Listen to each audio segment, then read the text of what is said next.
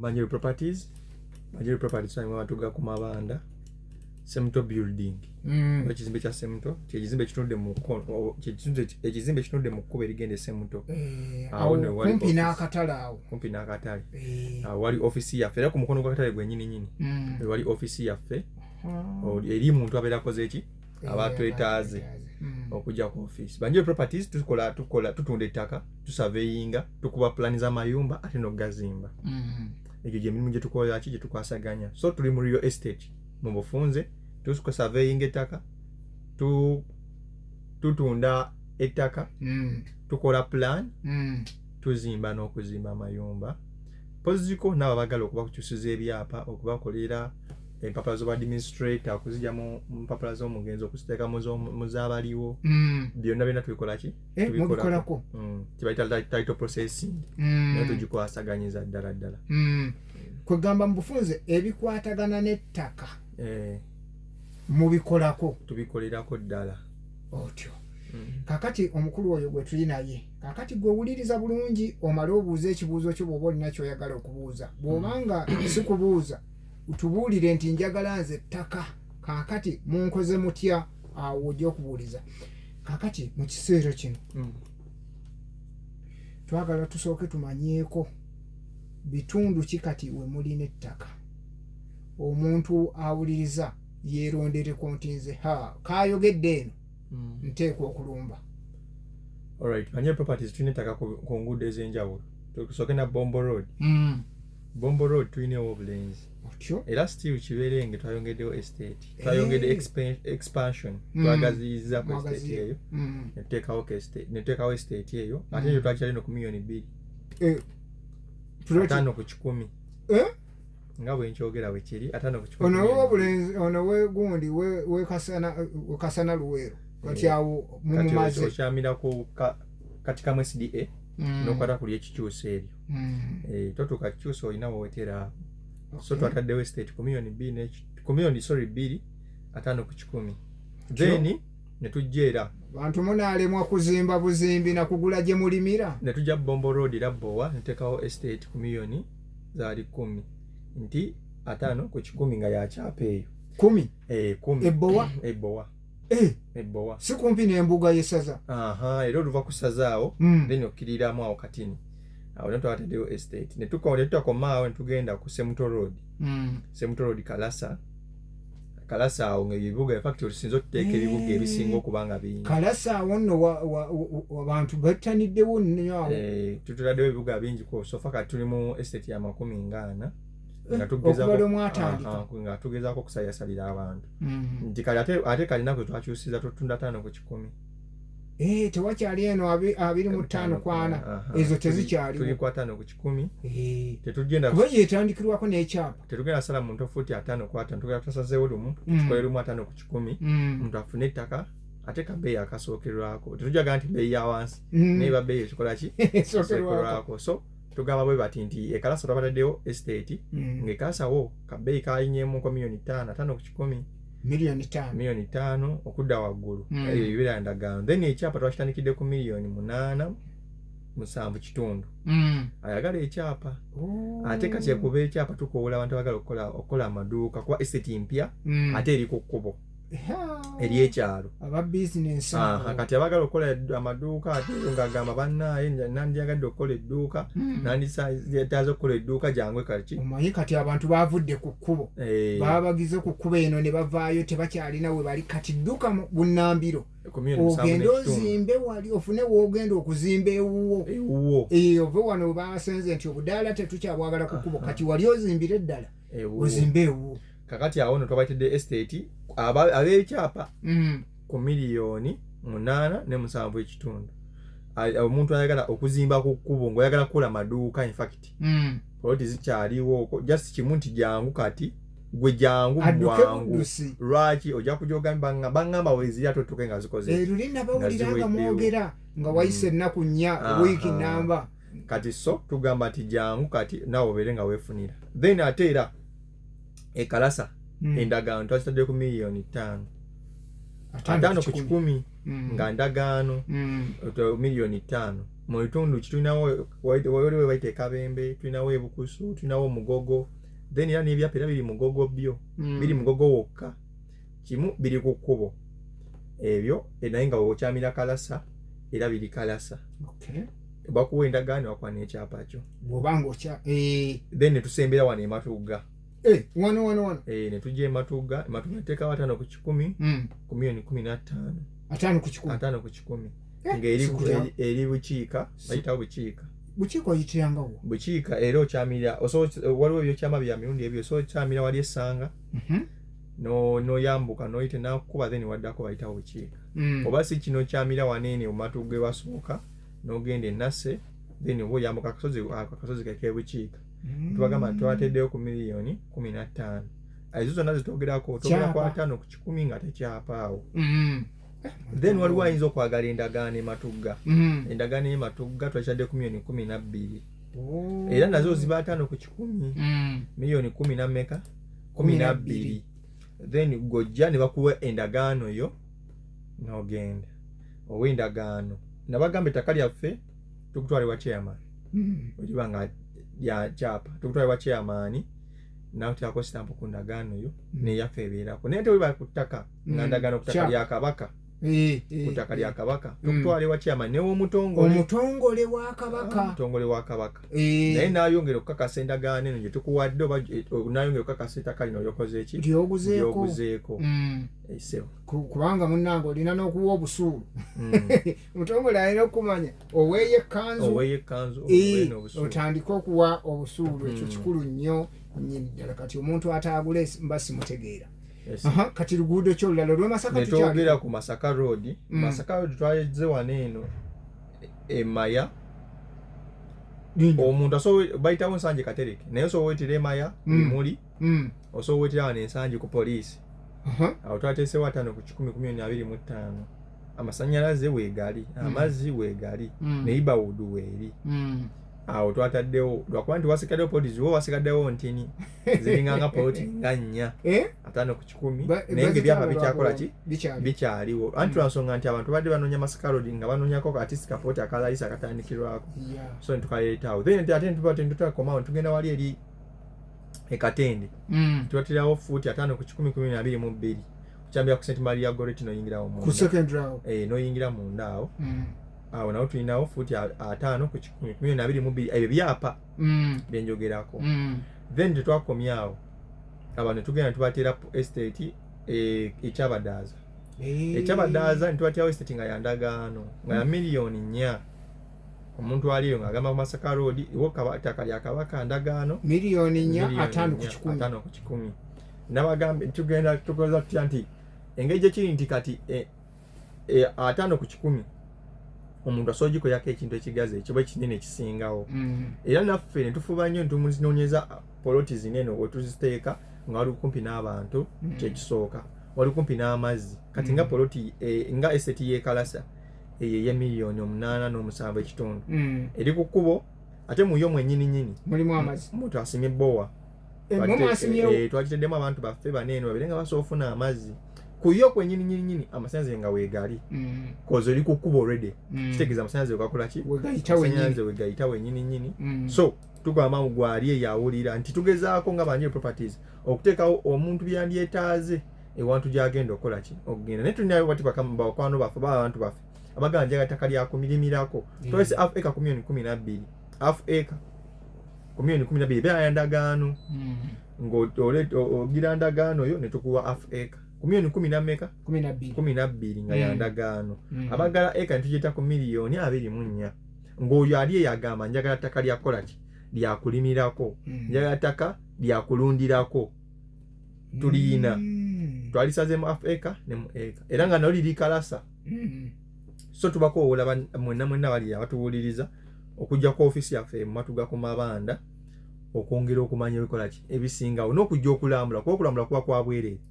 Kyembadde njagala okubuuza nti kaakati abantu era bajja kugamba njagala kugenda kulabako kati nkoze ntya. Okulambula kuba kwa bwereere ku luguudo lwonna lw'oba okoze eki lw'oba osiimye ng'ojja ku office n'ogamba ne mbadde nsaba munambuzeeko estate zammwe ez'enjawulo tukulambuliza bwereere era ne tukutwala ne tukukomyawo waliwo okutwala ne tukulekayo nedda tukutwala tetukoma kyakutwala kulambuza ate netukola ki netukomyawo omuntu asobola okuba ku namba ya office okumanya ebisinga oli ayinza okubeera eyo n'agamba byonna kale mbiwulidde naye namba ya office erizo 748 43 54 13 07 48 43 54 13 osobola okubako enamba okumanya ebisingawo onookubako neweebuuza n'okubako neyongera okumanya kyotategedde waneeno lwaki nti wano obudde olusuba buki bwa bufundafunda ate nga gwolina kibadde oyagala okubuuza then katogere ku kya plan plan zafuuse plan yafuuse plan kamale kujja bubaka buno tujje kubanga ekyo kakati omuntu toyingira nnyumba nga tebamaze kwekakasa plan yaliwo teyaliiwo wakozesa abantu abatuufu tewabalina kakati awo wetujja ewa kitunzi naye era nakati na wano tuli mu bya kitunzi olw'ensonga nti kakati bagamba nti omukisa gusanga yeetegese bw'oba teweetegese ebirungi bijja naye ate ebirungi biggwa byokya kakati gw'ojja genda okugira oti nga ekintu kyaggwawo dda bagambye Katende bagambye Maya Katende miliyoni 22 kyapa Maya miliyoni 25 kyapa bagambye Matugga wano miliyoni 15 kyapa okudda waggulu then miliyoni 12 ndagaano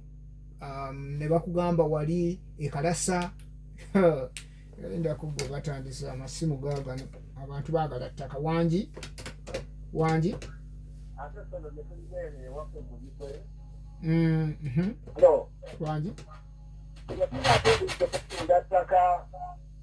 mutunda ttaka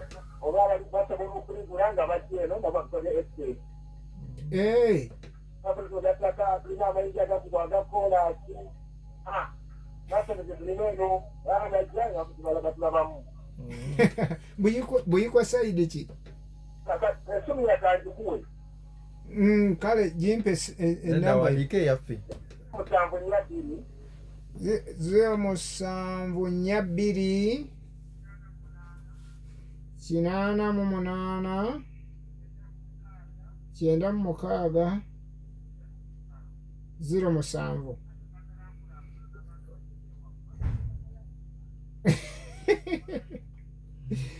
okay kale webali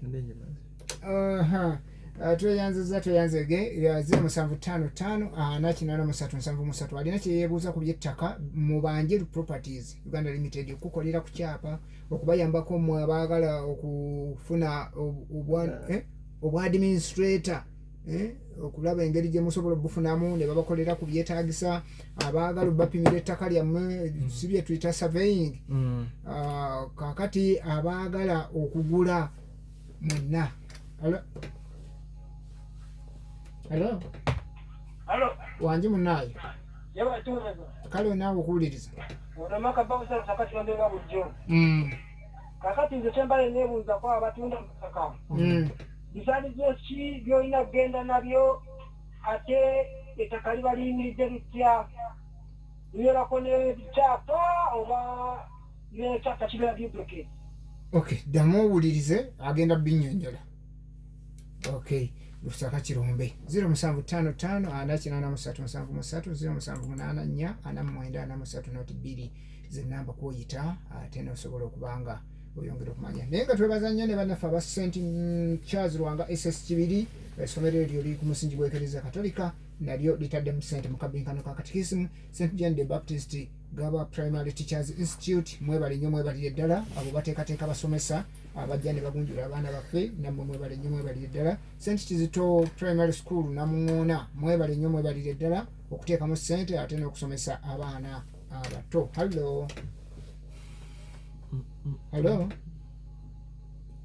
mukulu abange okay kakati tunoonye ne bannaffe aba Mark Investments Company Limited abo batusaabaliza byamaguzi ne babireeta wano mu Uganda ate ne bakuyamba n'obyongerayo paka gy'oyagala babituuse naye nga mmwe musobola okwepanga ne mugamba nti nze sisobola okubafuna nze kundeetera byamaguzi byange byokka tebimala naye njagala okwepangapanga n'abalala akati nammwe muli baddembe okujjamba Maka Investments Company Limited ne babayambako mu nsonga eyo. Hello. Yes, sebo kwoli. Sebo kwoli nkuwulira bulungi. Kale naawe okuwuliriza.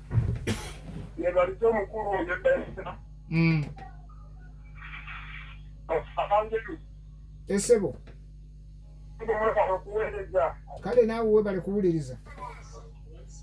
Kakati erinnya mwana Luyimbazi mbadde mbuuza oli ludda wa Luyimbazi? Katereke wa abataka lyakataka. Katereke oba kiri kiki ekibuuzo? Ekibuuzo kiri kitya? Katereke ki? Ogambye nti Katereke ki? Katereke ttaka lya Bwakabaka oba wa Kyapa. Oh.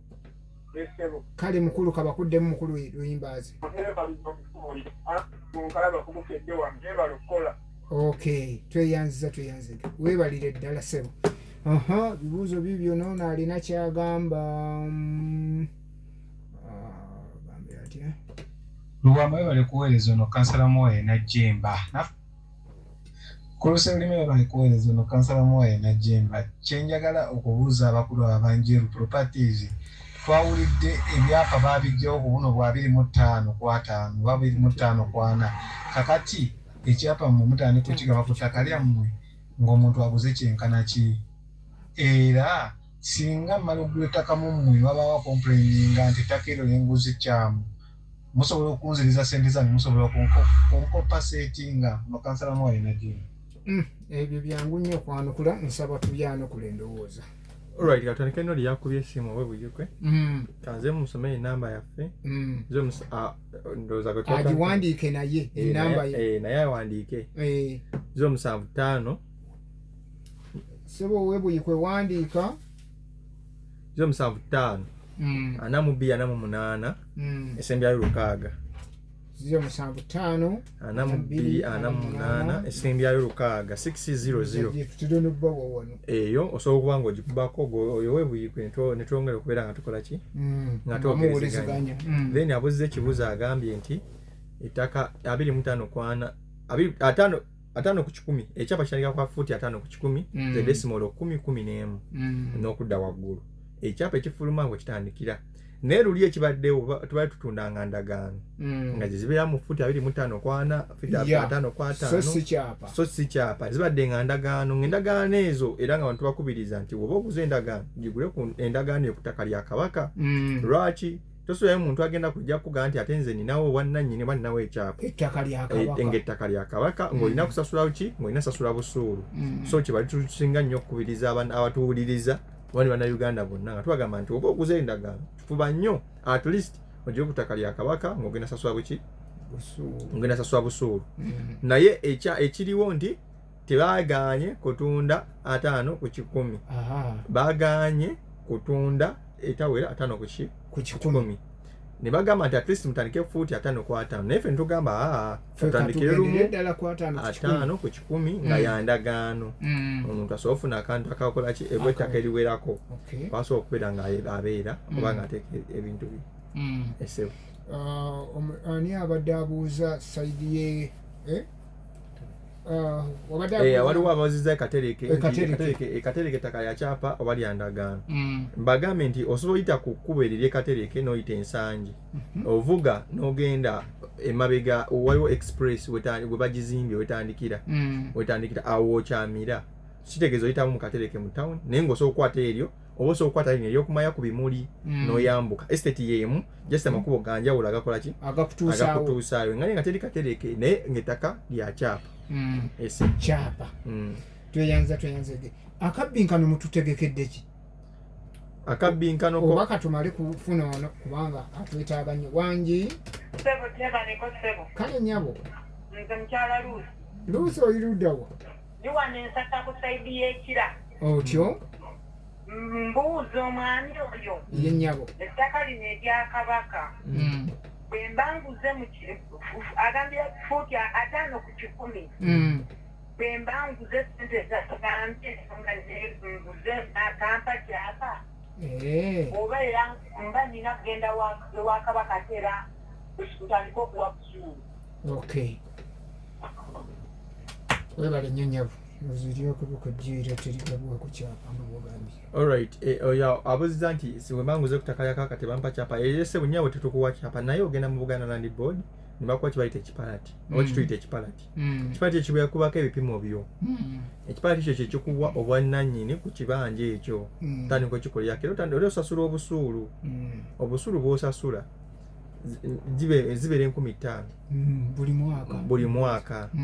Naddala kati nga abantu bekalasa, abantu w'obulenzi Kiberenge n'abantu b'Ekyabagaaza kubanga lwaki tebali mu cities, tebali mu town, bali mu sub counties. Kitegeeza nti already mama buli jejetedde 15,000 mu ki 15,000 omwaka. Okay, katumale kudda bannange, tumale kudda tuyingire mu ssaawa eddako tutambuleko ezo eddakiika zaffe okutuusa ku padde ono nga sinnagenda naawe okuwuliriza onogogwa kati nze njasooka beebaza nti senga enkola eyo bagikunjizaawo ddala ey'okuleka bakirayati ne babonaabona wuuyo ate ekimanya ekipalati wuuyo ate endagaano ne batuyambira ddala lumu tweyanziza tweyanzeegesemu. Okay, kale tweyanze olwaleero tulina Enjeru Properties Uganda Limited bano bakuleetera ettaka ate kankutegeeze kino gwabadde takimanyi bano tuludde nga tutambula ffenna era akabinkano kakatikisimu tubeera nabo kakensa w'ebyemizannyo era mulaba ne tubeera nabo ne batuwa ettaka. Omwaka oguwedde baawa abawanguzi 2 ettaka buli omu.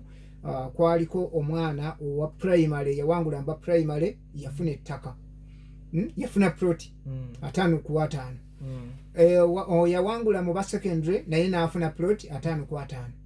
Kakati ne mulundi guno tuli nabo era nga bwemuze muwulira nga tubalanga kuba lwe twatandika akabinkano kakatikisimu ak'omwaka guno nga kampeyini yaffe etandika. Abo baba bakukido baba bakukido. Kati nno waliwo abuuziza ekibuuzo kye abadde ali ku nsonga ya naye waginyonyoddeko ekipalati naye yongera okunyonyoleko kibabwe bati kibanga kansokengereza ku kyapa tukola ettaka ly'ebyapa naye ebyapa tebikiba mmanyago. Kale kyekipalati kyo obuzibu bwekirina nti gwe nannyini kibanja gwalina okugenda okiwandiisa. So kati kampuni ogenda okiwandiisa naye nga temanyi linnya lyo gwagenda agula ploti eyo cause estate mubamu ploti nnyingi.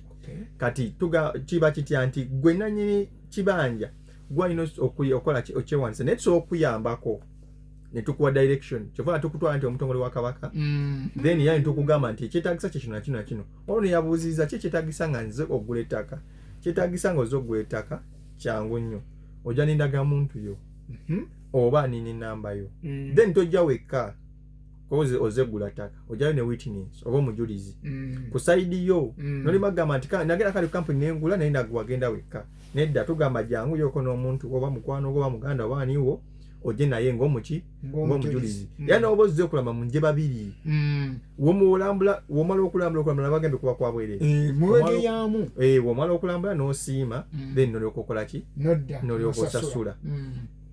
So okulambula kwa bwerere then ate naawe abeeya yeetaaza okukolera plan kuba tubalina beetaaza okubakolera plan waliwo inspection fee y'omusasula okujja okulaba ewantu wogenda okola ki wogenda okuzimba oba oyagala okukolera plan yo.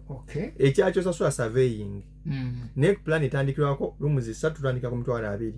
Lwaki nti kati plan yafuuse teeka eri omuntu azimba kati twasaze bannayuganda tubagondezeemu tubanguyizeeko twagala nti plan tugenda kikola tutandika ku $20,000 zo tumaze lumuzi 3 lumuzi 4 enyumba nga si yakalina nga ya flat then kati nezakalina tutandika ku $7,000 okudda waggulu kisinziira weekola ki weeri naye byosasula ebyawulidde yeziri sente ez'okujja okulaba ewuwo ekisinziira weewali then neza surveying kuba tulina osooka ntupimawo ntumanye obugazi obuliwo then enyumba gyeyagala engeri gyegenda okukola ki okutuulawo ebisigadde tuba tusobola obikola ki obikwasaganya.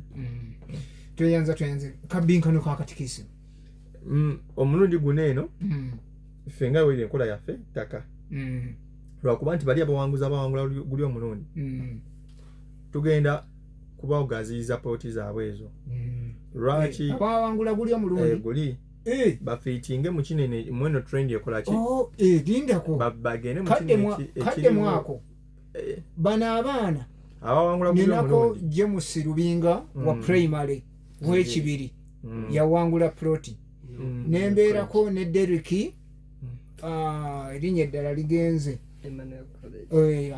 abadde yali asomera ku Emmanuel College naye yatuula senior 6 era omwaka oguwedde olaba omwana bwawangula 2 yagenze na mu seminary kati abo buli omu kati mugenda mugaziiza tugamba bwe bati nti bagenda kujja badde mbalambule state zaffe tulinawo era Kalasa tugenda bajjayo nti tubateeke wala ate tugenda batwamuzere Kalasa then tubagazize poloti zaabwe ezo ziwere zibeere 5 ku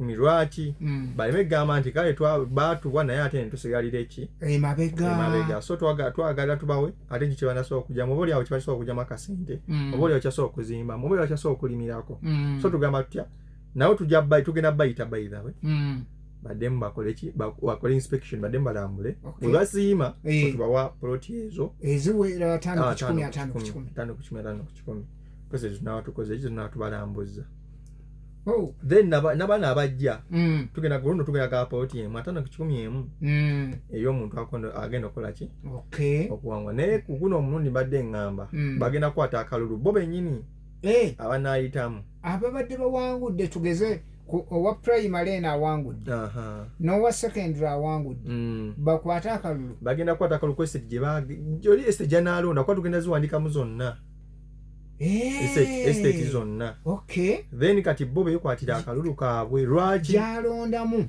baleme kugamba nti kampuni yatusiimira netuwa wano wabula tugenda bagamba gwe jangu kwata akalulu akalulu ko kagenda okusula ku estate kyokola ki gyogenda okufunako tetugenda bagamba nti estate oba eno yegindi oba yegindi mwe mugenda kujja in fact tujja kuba fenna nga estates zonna zimaze okuteekebwa mu gundi mu bapula kati ye gyanaalonda tunamuwaako lawe mukusaba gumukwala nalonda ekyapa nga $2,000,000 kati ngaali wano maye so tugamba tutya nti alwane ennyo afungize abeere ng'abiyita ebibuuzo binene ate n'okwesabira n'okusaba Katonda omukisa nakukola kigwetaagisa kituufu nnyo alwane ajja afune lwaki tugenda balondya guno omulundi mbagambye ogenda kwerondera wetukutwala eggwe kenyini ogenda kukwata kapapula okakwata nkakusula Kalasa gyogenda Kalasa okakwata nkakusula wona ekakusudde kuba estate enaabeerawo by that time getujja okubeera nga tukola ki ngeeteekebwamu kubanga kati bw'ogamba olwaleero nti tujja muwa jingi ate tugende okutuuka ku final za kabbinkano nga 21 June ng'ate eyeweddewo mulinda ku lunaku olwo agenda kwekwatira akalulu ke gokonakwata bwepanga tukutwanga tukola ki nga tukulaga awo wenyini wakoze ekiwokutte so tubagamba tutya mwongere mu maanyi n'okubisoma n'okusaba Katonda ate n'okusoma n'okubisoma okubikwata tweyanze bannange tukyaniriza amasimu 0755 ne 0784 osobole okubanga obaako kyobuuza ate n'okwongera osobola okugamba nti nze njagala genda yonkya bannange muntwale munambuze bajja kutwala naye waliwo ennaku entongolezo mwali mwassaawo weekend Saturday ne Sunday lwaki twaziteekawo naye tugamba ku Saturday kuba omuntu ku Sunday sawa kutandika ne sawa 6 ng'omuntu avudde mu kyaki tokera nnyo ku makya sooka ogenda osabe then ojje osobola okukyala ku kyaki eri okumpi osobola okugamba ngenda salira kuno Matugga omwana service nga nkola ki nga ngenda wali ku office oba osobola osabira eyo naye tutuka ku office obutasukka ssaawa 10 lwaki nti tetulambuza ffe bantu kiro ttaka tukulambuza misana nga abantu bonna balaba n'abantu bonna balaba si byakukuta nti ate waliwo abayise wano ekirala okwebuuzaako kuba osobola ogenda nogaaka nesooka emmala okwebuuza ne ku kyalo kunene okwengenda okukola ki okugula so tugamba tutya tukulambuza misana tojja kiro jangu misana oba tukubireko 0754 42 sorry 0754 24 86 esimbayo 00 osokuba kwe ye namba eyo nzaji kwata 0754 24 86 00 osokubako onokusindika messages ku WhatsApp osokuboera ngo oli eyo ngoli ku WhatsApp ekirango ino omuntu ali ebweru tulinawe enkola gye tuleese asobogula plot na signing nga ali bweru nga talina mu Uganda assigning ku kibata email tumusindika endagaano mu email n'agisayininga ye kennyini namanya ne plot yewe eri biki cause tuzipininga tumuweza location nga niyo batatuyise kutugamba nti jangu wendi nga goli bwe noba totugambe nti jangu bane muje munambuze ng'olutuuka wano olutonya wano wetwala wekka kubanga location ogirina kuba ng'odi location okolaki obeera ogirina esitati zaffe tuzipininga abantu abali ebweru oba siki agenda osoogenda ku TikTok kuliko Banjiro Properties osogenda no searching Kalemba Shafik osogenda no searching ebyo no yongera okulaba ne ku videos ezo kwa kati abantu batuyabulize no ku video no esiti ziba zifana nazitya ko zona zitukoleza ko ikolaki ngeza kubanga tuziteekako ngambe bwenti naffe tujja kwongera zibateerayo ku mikimbagano gyaffe eja Radio Sapiensia babenga basobola okugifuna mu video ne mu ki nembifaananyi kane kanzemu enamba bakitegeere eyange enyini gyenkwata erizo 754 24 86 00 enamba ewo gyekubako oba osobola okusindika message ku WhatsApp nga weebuuza ng'ojja ku office yaffe nibagambe buli lunaku tulambuliza abantu ku bwereere lwaki tugamba nti ku bwereere oleme butotula ku kasente kano kogenda kusasula ttaka ate kulambula tugambe nti tutandika ku $2,000,000 ekiberenge futi 5 ku 10 ne tugamba nti nno tutaddewo era poloti waneeno $5,000,000 ekalasa ne tugamba tutaddewo ez'omusanvu kitundu n'omunaana ng'ezo za kyapa ne mbagamba nti nsangi maya osobola otya maya ku bimuli n'oyambuka oba osobola okuweteera waneeno ensangi mu maaso ga poliisi ne mbagamba oyita katereke onoovuga nga atuuka ku express n'oyambuka awo tutaddewo $2,25,000 ettaka ero nga lya kyapa nno then ne tubagamba ekatende $2,22,000 ne tubagamba ekyabadaza $4,000,000 zonna zenjogerako 5 ku 10 katende ebyapa ekyabadaza ndagaano okulambula kwa bwereere okola otya okuba ku ssimu 0754 24 86 00 okuba ko enamba bagambe enamba nzagikwata lwaki ngisembezaayo eri gye nasoyadde ya office eno gyesembezaayo nzagikwata nti omuntu ali eyo ng'ayinza okugamba njadde njagala oyo yennyini yabadde abikolaki abyogera yaba abinnyonnyola okuba nenkolaki nenkunnyonnyola bagala bakolera plan bagenda tandika plan ku $20,000 nga plan ya wansi wanga enyumba ya bangalo si ya kalina naye mbagamba kalina tandikira ku $7,000 okudda waggulu kisinzira ku ttaka we lyakula ne location yo woli naye mbagamba insende za inspection ogenda aba ettaka lyo weliri ozo zosasula neza surveying naye mbagamba surveying company bateerako sente tosasula surveying ya $5,000 ate gwosasula sente $2,000 $2,000 yo company ebatirawo effect sente $3,000 surveying lwaki ba survey abaffe just kimu nti osasula data na kyuma ebisigadde survey abeera koledde ku effect ku bwereere so tugamba tutya janku office eri matuga ku mabanda ku kizimbe kya Semuto sindika message ku WhatsApp kuba ku simu gyenkuwadde 0754 24 86 esembyayo 00 sindika message nga weebuuza sindika message ng'olina ky'ogamba tweyanzege mwebale nnyo mwebalire ekirala office eggulawo ssaawa 2 buli lunaku by ssaawa 2 eggulawo ssaawa 2 buli lunaku eggulawo ssaawa 12 kitegeeza tutya nti tukolera mu misana jangu wakati w'essaawa 2 ne 12 kitegeeza nti omuntu asembayo okujja ku office okulambula alina okujja by ssaawa 11 oba 10 ssaawa 11 ekudda waggulu gwa kwebuuza poliziko ng'oli asangiddwawo oba nga baliwo ekibakutte tugeze ng'enkuba oba kiki nga kibakwatireyo ne balwawo okukomawo ku office naye nga tukakasa by ssaawa